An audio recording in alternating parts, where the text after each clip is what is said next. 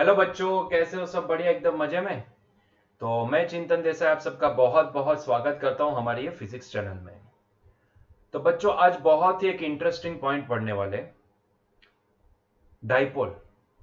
Electric dipole आप study कर चुके हो बच्चों। अगर मैं आपको ये पूछूं कि इलेक्ट्रिक डाइपोल क्या होता है, तो आप तुरंत मुझे बताओगे सर ऐसा अरेंजमेंट जिसमें सेम मैग्नीट्यूड के लेकिन अपोजिट पोलैरिटी के दो चार्ज हो, जिसको बहुत ही छोटे डिस्टेंस पे रखा गया हो, तो वो अरेंजमेंट को बोला जाता है इलेक्ट्रिक डाइपोल। बहुत ही बढ़िया, सही आंसर है कि हाँ, ऐसी अरेंजमेंट कि जहां पे दो सेम मैग्नीट्यूड के दो अपोजिट पोलैरिटी वाले चार्ज अगर कोई छोटे से सेपरेशन के ऊपर रखे गए हो, ऑलमोस्ट नेग्लिजिबल सेपरेशन के ऊपर रखे गए हो, तो वो डाइपोल की रचना करते हैं। ठीक है, जैसे कि H2 है, H2O, एक हाइड्रोजन, एक ऑक्सीजन, एक हाइड्रोजन। तो ये जो अरेंजमेंट हो गई, देखो ध्यान से, इसको क्या बोलेंगे? डाइपोल। इसको भी क्या बोलेंगे? डाइपोल। ठीक है, अभी ध्यान से सुनो कि H और O के बीच की जो दूरी होगी वो बहुत ही नेग्लिजिबल होगी। यस और नो?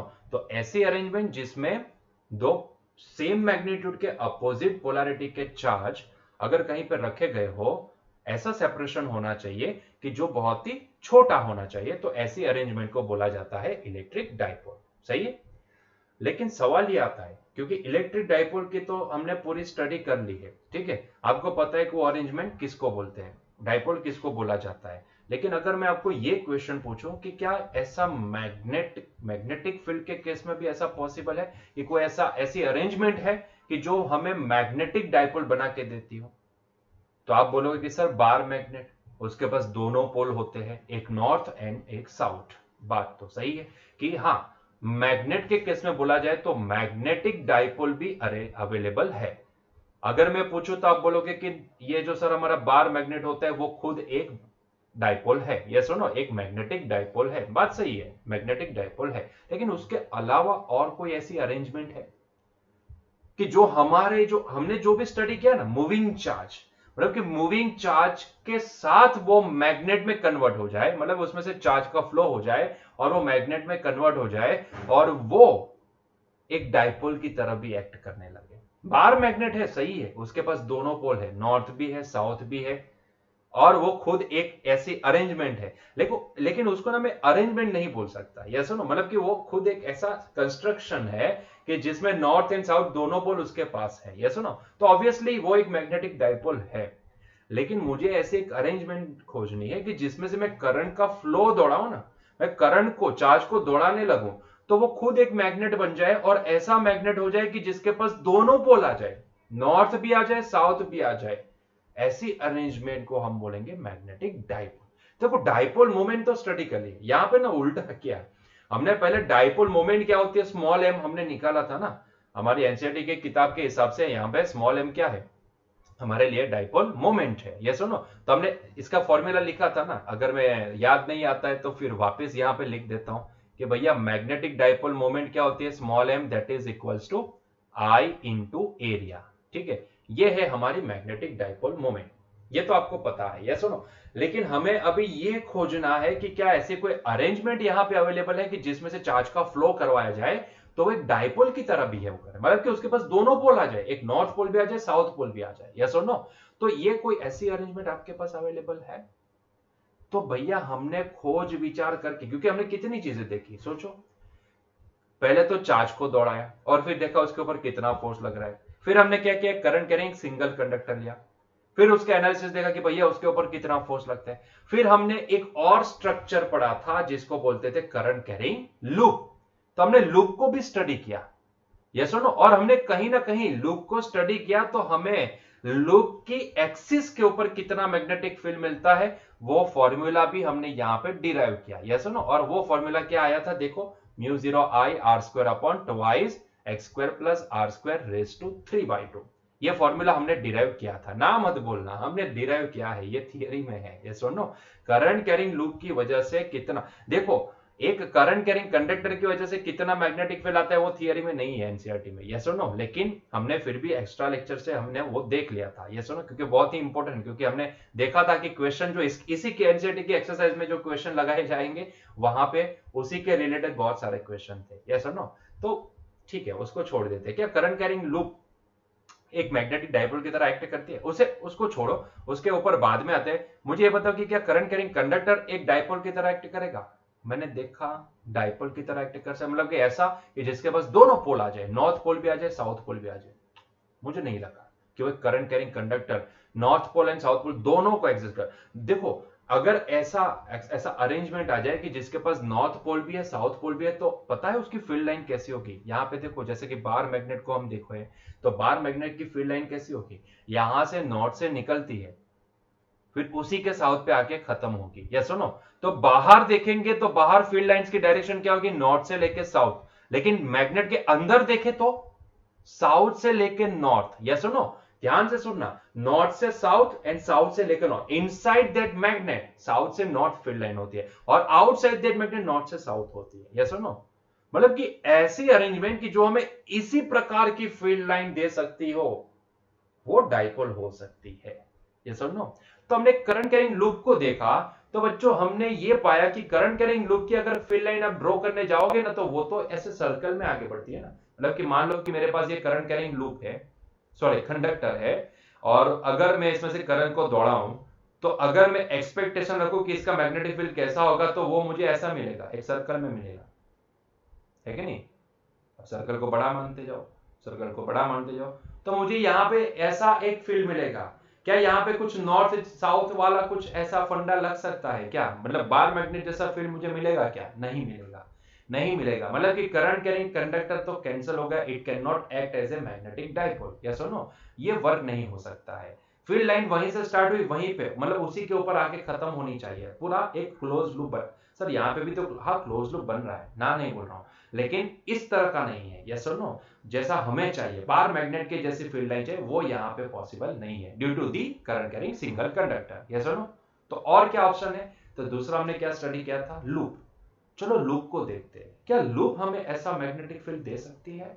तो जब हमने उसकी फील्ड लाइंस को ड्रॉ किया ना, देखो जिस चीज को हम देख नहीं सकते ना, उसको हम अगर किसी कॉन्सेप्ट से अगर रिप्रेजेंट कर सके, तो यही बात होती है यहाँ पे मैग्नेटिक फील्ड लाइंस में। जैसे कि इलेक्ट्रिक फील्ड लाइंस, उसको देख नहीं पाते फील्ड को, लेकिन उसको कॉन्सेप्ट का यूज करके फील्ड लाइन से उसको रिप्रेजेंट कर सकते हैं। वैसे यहाँ पे एक मैग्नेटिक फील्ड लाइन का भी एक छोटा सा कंसेप्ट होता है। वो कॉन्सेप्ट ऐसा बोलता है कि अगर आप मैग्नेटिक फील्ड को देख नहीं पाते हो, लेकिन उसको ड्रॉ तो कर पाते हो। यस और नो, और उसी के लिए जो छोटे छोटे कॉन्सेप्ट लगे भाई, उसके भी फील्ड लाइंस की भी प्रॉपर्टीज होती है, मतलब कि वो प्रॉपर्टी फॉलो करके आप उसको ड्रॉ कर सकते हो। यस और नो, फील्ड लाइंस की, जैसे इलेक्ट्रिक फील्ड लाइंस की प्रॉपर्टी आपने स्टडी की थी, ठीक है, वो क्लोज पाथ नहीं बना सकते, दूसरे को इंटरसेक्ट नहीं कर सकते, वो सारी चीजें वहां पे मेंशन करनी होती है। यस और नो, तो उस हिसाब से जब हमने ये रिंग का मैग्नेटिक फील्ड निकाला ना और फील्ड लाइन से उसको शो किया, तो कहीं ना कहीं हमें उसका मैग्नेटिक फील्ड ये बार मैग्नेट की तरह ही दिखा। देखो डिट्टो कॉपी होगा ऐसा मैं नहीं बोल रहा हूं, लेकिन मैं बोल रहा हूं कि हाँ उसके जैसा ही कुछ है, उसके जैसा ही कुछ है। मतलब कि एक करंट कैरिंग रिंग को ना आप बार मैग्नेट की तरह ट्रीट कर सकते हो, और ये हमने पाया। यहां पे देखा कि भाई यहां से फील्ड लाइन जो जनरेट होती थी ना, यहां से जो फील्ड लाइन जनरेट होती है वो वापस यहां पे आके एक क्लोज लूप बनाती थी, एक क्लोज लूप बनाती थी। ठीक है, आप ऐसा बता सकते हो, ठीक है, यस और नो। मतलब कि कहीं ना कहीं यहां पे कुछ ऐसा ही स्ट्रक्चर, ध्यान से देखो, यहां से देखोगे तो ये साउथ से लेके नॉर्थ, और यहां से बाहर देखोगे तो अंदर देखा तो क्या साउथ से लेके नॉर्थ की डायरेक्शन दिखी, और बाहर से देखा तो नॉर्थ से लेके साउथ की डायरेक्शन। मतलब कि ये रिंग है ना, वो मुझे एक बार मैग्नेट के जैसा मैग्नेटिक फील्ड प्रोवाइड कर सकती है कि नहीं? ये सुनो, आपके सामने है दोनों, देख लो, कहीं ना कहीं उससे मिलता जुलता आ रहा है। मतलब कि अगर मैं बोलूं तो उसकी जो अपर फेस है ना, वो नॉर्थ की तरह ट्रीट होगी, वो नॉर्थ पोल की तरह ट्रीट होगी। यस और नो, और ये जो इसके नीचे की सरफेस है ना, वो साउथ पोल की तरह ट्रीट कर सकते हैं। ठीक है, यस और नो, ऐसा ही है ना? ध्यान से देखो, दोनों को कंपेयर करते जाओ, है कि नहीं? ऐसा ही हुआ कि नहीं? हाँ, तो ये मुझे मिल गई अरेंजमेंट। तो yes, this ring can be A magnetic dipole. बात तो सही है, ये रिंग एक मैग्नेटिक डाइपोल की तरह एक्ट कर सकती है कि नहीं? आपके सामने है, यस और नो। दोनों को देखो तो दोनों की फील्ड लाइंस ना कहीं सिमिलरिटी आपको दिखेगी, नॉर्थ से लेके साउथ पे। बाहर देखो रिंग के बाहर तो नॉर्थ के लेके साउथ, साउथ की फील्ड लाइंस, और अगर अंदर देखो रिंग के बीच में से देखो तो साउथ से लेके नॉर्थ तक जा रही है। यस और नो? हाँ, ये अलग चीज है कि यहाँ पे नॉर्थ और साउथ के बीच में जो गैप है ना वो यहाँ पे नेग्लिजिबल है, यस और नो, वो नेग्लिजिबल है। बाकी आप उसकी फिल लाइंस के स्ट्रक्चर को इसके साथ कंपेयर कर सकते हो। तो हमें यहां से अरेंजमेंट मिल गई कि अगर बच्चों आपके पास एक रिंग है और उसमें से आप करंट का फ्लो करवाते हो तो वो जो रिंग होगी ना वो एक मैग्नेटिक डाइपोल की तरह एक्ट कर सकती है। तो ये हो गया हमारे लिए अरेंजमेंट, यस और नो। जैसे कि यहाँ पे दो चार्ज, दोनों के same magnitude, opposite polarity, small amount of separation, electric dipole कहलाता है। वैसे ही यहां पे एक छोटी सी करंट कैरिंग रिंग जिसका अपर फेस अगर हम माने तो उसको नॉर्थ की तरह ट्रीट करवा सकते हैं, नीचे वाला फेस है उसको हम साउथ की तरह ट्रीट करवा सकते। तो ऐसी रिंग भी यहां पे मैग्नेटिक डाइपोल की तरह एक्ट कर रही है, यस और नो। तो हमें मिल गया हमारा मैग्नेटिक डाइपोल।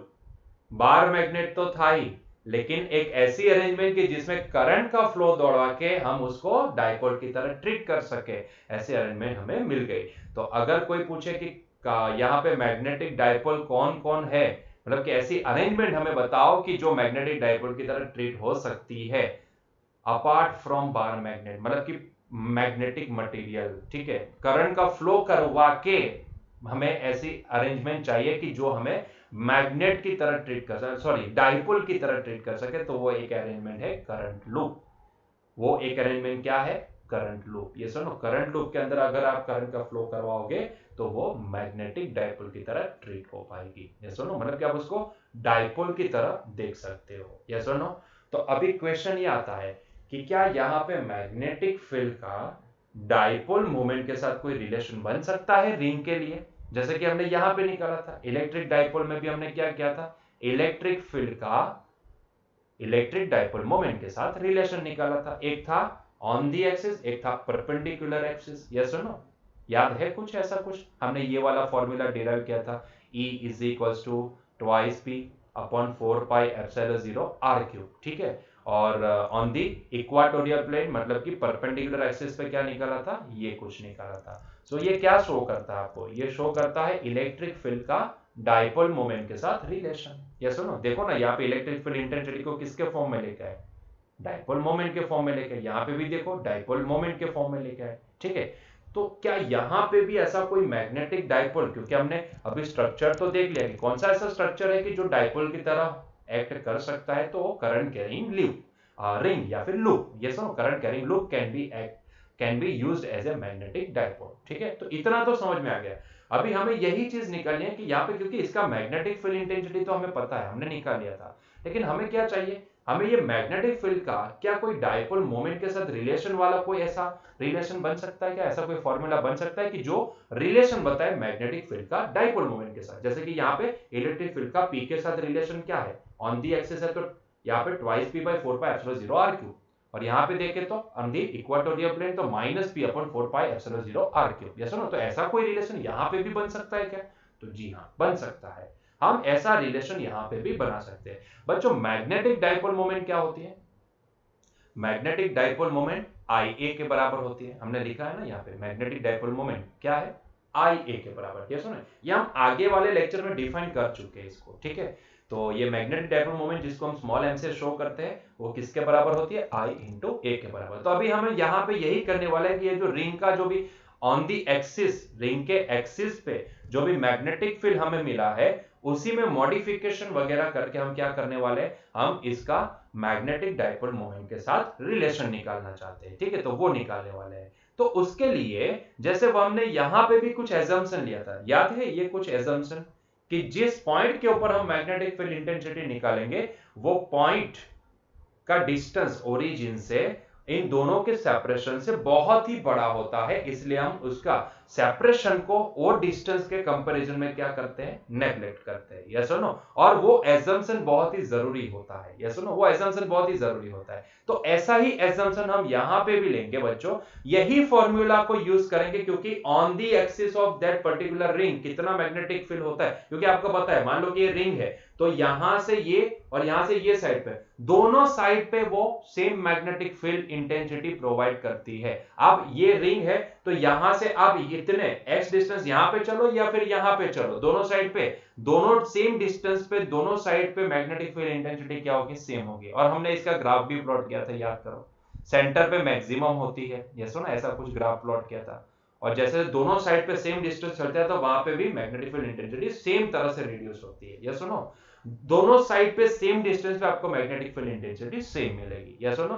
तो यहां पे हमारे पास एक्सिस पे कितना मैग्नेटिक फील्ड होता है वो डिराइव ऑलरेडी कर लिए हैं हम, तो उसको सीधा हम यहां पे यूज करेंगे, उसको वापस डिराइव नहीं करेंगे, ठीक है, हमें पता है ये वाला फॉर्मूला। लेकिन यहां पे एक एजम्पशन हम लेने वाले हैं बच्चों। मान लो कि जिस पॉइंट के ऊपर हम यहाँ पे मैग्नेटिक फील्ड इंटेंसिटी निकालना चाहते हैं, या फिर जिस पॉइंट के ऊपर हम मैग्नेटिक फील्ड इंटेंसिटी का डाइपोल मोमेंट के साथ कुछ रिलेशन एस्टेब्लिश करना चाहते हैं, वो पॉइंट का जो डिस्टेंस है ना यहां से, ये मान लो कि ये पॉइंट P हमने लिया है, यहाँ पे फिगर पे मैंने दिखाया फिगर में, तो पॉइंट P जो हमने लिया है जो ओरिजिन से x डिस्टेंस पे, मान लो कि ये x डिस्टेंस जो भी है ना, वो ये लूप है ना उसकी रेडियस से बहुत बड़ा है, मतलब कि compare to this radius this x is very much high.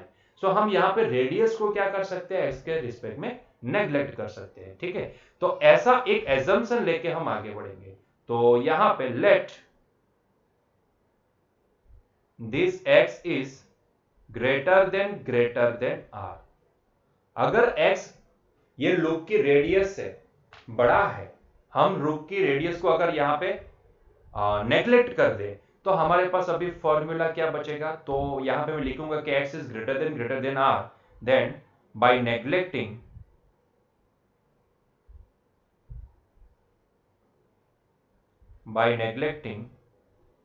r, हमारे पास अभी मैग्नेटिक फील्ड का फॉर्मूला क्या बना, B is equals to mu 0 I into r square divide by, यहां पे हो जाएगा 2 टाइम्स, क्योंकि आर स्क्वायर को तो हमने नेग्लेक्ट कर दिया ना, देखो आर ही एक्स से बहुत छोटा है तो स्क्वायर तो और छोटा हो जाएगा, ठीक है। तो यहां पे हम उसको नेग्लेक्ट कर दिया तो बचा क्या, एक्स स्क्वायर रेज टू 3/2, ठीक है। अभी बच्चों यहां पे एक गलती मत करना, यहां पे हमने डिनोमिनेटर में यहां पे x के रिस्पेक्ट में ये r को नेग्लेक्ट किया है, तो अगर हम डिनोमिनेटर वाले ये r को नेग्लेक्ट कर रहे हैं तो उसका मतलब ये नहीं होता कि न्यूमरेटर वाला r भी यहां पे नेग्लेक्ट हो जाएगा, नहीं बच्चों, ये वो नेग्लेक्ट नहीं होगा। हमने क्या माना है भाई, किसके रिस्पेक्ट में हम x को बड़ा बता रहे हैं, r के रिस्पेक्ट में, तो हम ये वाली टर्म को रिड्यूस करना चाहते हैं, इसलिए हमने ये एजम्पशन लिया ना।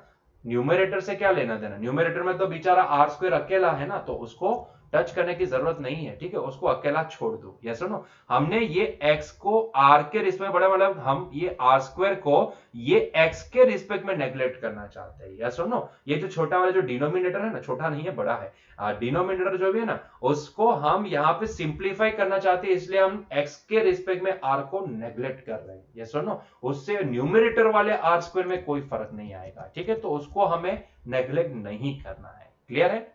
चलो तो यहां से हम ये स्क्वायर को छम्मा छम्मा करवा दे बच्चों, तो हमारे पास बचा क्या, देखो mu 0 I into r square upon 2 times, ये हो जाएगा एक्स क्यूब, क्लियर है, यहाँ पे क्लियर है। तो इतना मैग्नेटिक फील्ड मिला, लेकिन मेरा इंटेंशन क्या है, मैं यहाँ पे क्या करना चाहता हूं, मैंने क्या बताया अभी आपको, मैं यहाँ पे क्या करना चाहता हूं, मुझे यहाँ पे मैग्नेटिक फील्ड का डाइपोल मोमेंट के साथ कुछ रिलेशन एस्टेब्लिश करना है, यस और नो। मुझे एक ऐसा रिलेशन यहाँ पे एस्टेब्लिश करना है कि जो मैग्नेटिक फील्ड का डाइपोल के साथ हो, जैसे कि यहाँ पे E का P के साथ रिलेशन है, वैसा ही यहाँ पे भी मुझे कोई रिलेशन एस्टेब्लिश करना है।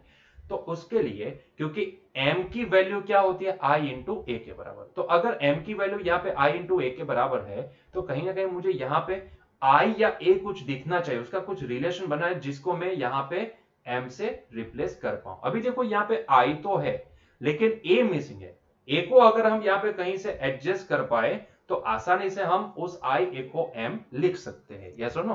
तो उसके लिए मैंने क्या किया, तो मैंने ये जो सर्कुलर रिंग ली है ना, मान लो कि बच्चों इसकी रेडियस क्या है, यहाँ पे मैंने यहाँ पे भी दिखाया r, ठीक है, कैपिटल R, या फिर यहाँ पे अलग से दिखाता हूं, मान लो कि उसकी रेडियस जो भी है वो कैपिटल R है, दिस इज द रेडियस, क्या है, कैपिटल R है, ठीक है। तो अगर उसकी रेडियस कैपिटल R है तो मैं बता सकता हूं कि इसका एरिया कितना होगा, so area of this ring is pi r square, simple है ना, pi r square, circular loop है ना, तो पाई आर स्क्वायर होगा। तो क्या मैं यहां से आर स्क्वायर का वैल्यू a बाई पाई लिख सकता हूं, जी बिल्कुल लिख सकते हैं। तो यहां पे मैं क्या करता हूं, यही आर स्क्वायर का वैल्यू मैं ए बाई पाई लिखता हूं। तो ये हो गया mu zero I into A by pi into twice x cube, है कि नहीं? क्लियर हुआ यहां तक? अभी बच्चों आई इंटू ए क्या होता है आपको पता है, आई इंटू ए होता है एम, यस और नो? तो इसको हम लिखेंगे म्यू जीरो इंटू आई इंटू ए को हमने अलग कर दिया, एक स्टेप ज्यादा लिखेंगे, आई इंटू ए को अलग कर दिया और यहां पे हो गया ट्वाइस पाई इंटू एक्स क्यूब। क्लियर हुआ यहां तक? अभी ये जो आई इंटू ए है इसको हम क्या बोलेंगे, मैग्नेटिक डाइपोल मोमेंट बोलेंगे। तो बच्चों इसको हम रिप्लेस करेंगे m से, तो ये हो गया mu zero into m divide by 2 pi into x cube.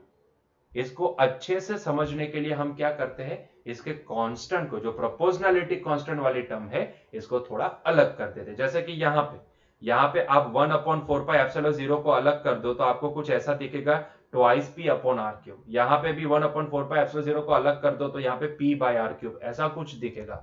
तो हम यहां पे भी, क्योंकि हमारे लिए मैग्नेटिक जो भी यहाँ पे सारे केसेस है, यहाँ पे हमारे लिए कांस्टेंट क्या है, जैसे वहां पे 1/4πε0 था प्रोपोर्शनैलिटी कांस्टेंट, वैसे यहां पे क्या है, म्यू जीरो अपॉन 4 पाई, ये प्रोपोर्शनैलिटी कांस्टेंट है कि नहीं?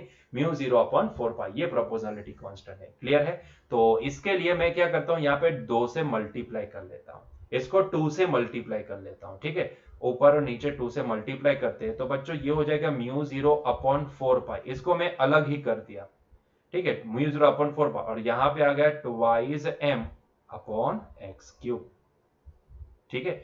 तो ये हो गया magnetic field on the axis of this particular current carrying loop, या फिर बोलेंगे मैग्नेटिक डाइपोल, यस और नो? सो ये रिलेशन बनेगा बी का एम के साथ। क्लियर हुआ ये पॉइंट? क्लियर हुआ है कि नहीं? है कि नहीं? यस और नो? समझ में आया कि नहीं आया? म्यू जीरो अपॉन 4 पाई क्या है, एक कांस्टेंट है, प्रोपोर्शनैलिटी कांस्टेंट। हमारे मैग्नेटिक केस में प्रोपोर्शनैलिटी, इलेक्ट्रोस्टैटिक केस में क्या था, 1/4 पाई एप्सिलॉन 0 था, और यहां पे क्या है, म्यू जीरो अपॉन 4 पाई है, ठीक है? तो वैल्यू क्या मिली हमें, देखो twice m upon x cube. क्या यहां पे आपने ये नोटिस किया, चाहे वो वाला इलेक्ट्रिक फील्ड इंटेंसिटी, कौन सा वाला, ये इलेक्ट्रिक डाइपोल, इसका मतलब वहां पे नहीं देखना, यहीं पे देखो, चाहे ये वाला केस हो, इलेक्ट्रिक डाइपोल वाला केस हो, या फिर मैग्नेटिक डाइपोल वाला केस हो, दोनों में देखो field intensity for the dipole reduces by r cube. यहां पे भी देखो मैग्नेटिक फील्ड में देख पा रहा हूं कि मैग्नेटिक फील्ड इंटेंसिटी 1/x³ के प्रोपोर्शनल है। 1 बोला ना तो इसीलिए प्रोपोर्शनल बोला, x³ के बोलो तो इनवर्सली प्रोपोर्शनल बोल सकता हूं। So b is inversely proportional to x³। और यहां पे भी देखो ये वाले इलेक्ट्रिक डाइपोल के केस में भी electrostatic field is inversely proportional to r cube. तो चाहे मैग्नेटिक डाइपोल देखो या इलेक्ट्रिक डाइपोल देखो, दोनों केस में मैग्नेटिक फील्ड हो या इलेक्ट्रिक फील्ड हो, दोनों केस में फील्ड डाइपोल के केस में डिस्टेंस के क्यूब से इनवर्सली प्रोपोर्शनल है, चाहे मैग्नेटिक हो या स्टैटिक हो। आई बात समझ में? कंपेयर करो ना, कंपेयर करो तो आपको समझ में आ जाएगा, दोनों को कंपेयर करो। यहां पे भी देखोगे तो इसका electric field intensity inversely proportional to r cube, यहां पे भी देखो on the equatorial plane also electric field intensity is inversely proportional to r cube ही है। मतलब कि दोनों केस में चाहे मैग्नेटिक हो या इलेक्ट्रिक हो, फील्ड इंटेंसिटी डिस्टेंस के, डाइपोल के केस में डिस्टेंस से इनवर्सली प्रोपोर्शनल, सॉरी डिस्टेंस के क्यूब से इनवर्सली प्रोपोर्शनल होते हैं, यस और नो? अच्छा, क्या आपने स्ट्रक्चर देखा? आपने स्ट्रक्चर ध्यान दिया दोनों का? सॉरी गलती से यहां पे रिमूव हो गया। क्या आपने यहां पे ये स्ट्रक्चर देखा? क्या दोनों का स्ट्रक्चर देखो ध्यान से, फॉर्मूला का स्ट्रक्चर देखना। इलेक्ट्रिक डाइपोल के लिए ऑन दी एक्सिस, ध्यान से देखो, on the axis field intensity का फॉर्मूला क्या आया, देखो ध्यान से, इसको यार, इसको क्या देखो, इसको मैं थोड़ा अलग से देखता हूं, अलग से लिखता हूं, इसको मैं अलग से लिखता हूं, ध्यान से देखना। E is equals to proportionality constant 1/4 pi epsilon 0 into, ध्यान से देखना, twice p upon r cube. दिखा आपको ये स्ट्रक्चर? अभी यही स्ट्रक्चर को इसके साथ कंपेयर करो, क्या स्ट्रक्चर भी तो सेम है? ध्यान से देखो ना, यहां पे भी proportionality constant into 2 times dipole moment upon x cube, यहां पे भी तो वही है, proportionality constant into 2 times dipole moment upon r cube, है कि नहीं? स्ट्रक्चर सेम दिखा कि नहीं दिखा? दिखा ना? हाँ, दोनों का ये कौन सा फील्ड होता है? ये डाइपोल के एक्सिस पे, on the axis of dipole field intensity इतनी आती है, और ये भी क्या है, on the axis of this current carrying loop field intensity इतनी आती है। यस और नो? तो अगर मैं आपको ये पूछूं कि अगर मैं, ध्यान से सुनना, इसका आंसर आप ही को देना है, अगर मैं आपको ये पूछूं कि on the perpendicular axis of this ring कितने मैग्नेटिक फील्ड होगा in terms of dipole moment, तो क्या आप यही फॉर्मूला का यूज करके क्या आप वो आंसर दे सकते हो? इसकी एक्सिस पे डाइपोल कितना आया? इतना। तो उसकी परपेंडिकुलर एक्सिस पे कितना डाइपोल, सॉरी, मैग्नेटिक फील्ड कितना आया? इतना। तो उसकी परपेंडिकुलर एक्सिस पे कितना आ सकता है? मैग्नेटिक फील्ड, सीधा मैग्नीट्यूड लिखते हैं, magnitude of magnetic field on the perpendicular axis, मतलब कि इक्वाटोरियल प्लेन। यहां पे इक्वाटोरियल प्लेन के फॉर्मूला को देखो ध्यान से, यस और नो? उसके हिसाब से क्या इसका वैल्यू लिख सकते हो आप? क्या है यहां पे? 1/4πε0। ध्यान से देखो, इसको मैं रीराइट करता हूं नीचे, ध्यान से देखो, इसको मैं रीराइट करता हूं नीचे, आप ही को आंसर देना है।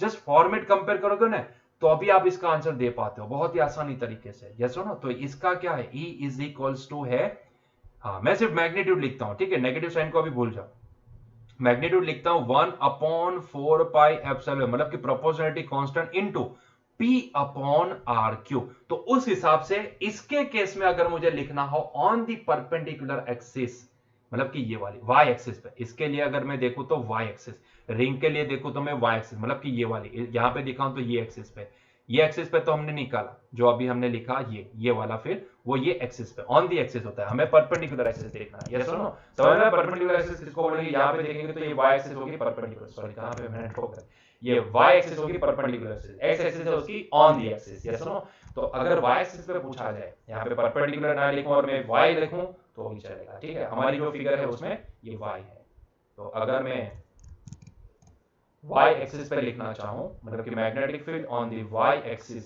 परपेंडिकुलर एक्सिस बोलो या y एक्सिस, मुझे सिर्फ मैग्नीट्यूड से लेना देना है। तो बच्चों क्या यही स्ट्रक्चर से आप मुझे वो भी लिखा सकते हो क्या? कौन सा वाला? यही स्ट्रक्चर से मुझे वो भी लिखा सकते हो? जी हाँ, प्रोपोर्शनलिटी कांस्टेंट μ0/4π इनटू, यहां पे dipole moment upon r cube, तो यहां पे भी क्या होगा? Dipole moment upon x cube.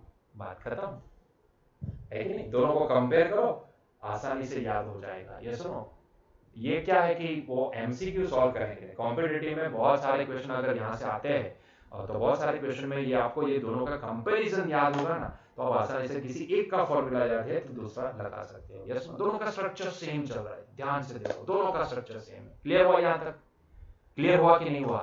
तो current carrying loop can be used as a magnetic dipole. क्यों? उसके पीछे का रीजन हमने समझा, उसकी फील्ड लाइंस को जब बार मैग्नेट की फील्ड लाइंस आप देखोगे तो आपको पता चलेगा कि हाँ, नेचर दोनों का सेम जैसा ही है। Yes no? अगर ये रिंग के, वैसे भी आप देख सकते हो कि रिंग के अगर ऊपर से देखोगे तो आपको करंट ऐसे एंटी क्लॉकवाइज दिखा, तो नीचे से देखोगे तो आपको क्लॉकवाइज दिखेगा, ठीक है? ये रिंग है, अगर करंट ऐसे घूम रहा है तो ऊपर से देखोगे तो आपको एंटी क्लॉकवाइज दिख रहा है, तो वही डायरेक्शन अगर नीचे से देखोगे तो आपको वो क्लॉकवाइज दिखेगी।